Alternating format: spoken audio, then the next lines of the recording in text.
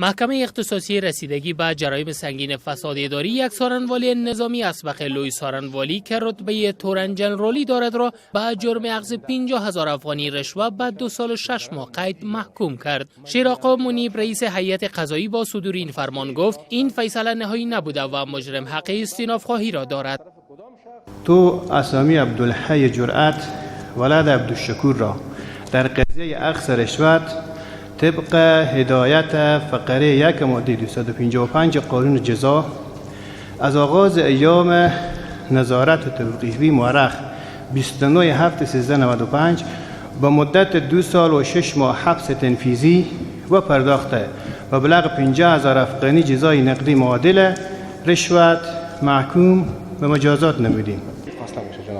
این محکمه که نزدیک به 5 ماه قبل از سوی رهبران حکومت به هدف رسیدگی به دوسیه‌های فسادی اداری افتتاح شد، از بدوی ایجاد این دومین نشست علنی این محکمه می باشد. در این حال لوی سارنوالی افغانستان می گوید کار روی 10 قضیه دیگر نیز جریان دارد و با تکمیل شدن دوسیه‌های مربوطه به این محکمه محول خواهند شد. جمشید رسولی سخنگوی لوی سارنوالی افغانستان گفت حدود 50 قضیه که در این مرکز عدلی و قضایی تحت کار قرار داره،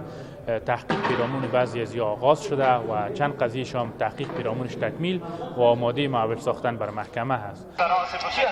در این حال عبدالعزیز آریایی مسئول ارزیابی آسیب پذیری معروض به فساد اداری کمیته مستقل مشترک نظارت و ارزیابی مبارزه با فساد اداری از اینکه این محکمه از یکی از سارنوالان خود پروسه را آغاز کرده استقبال کرد.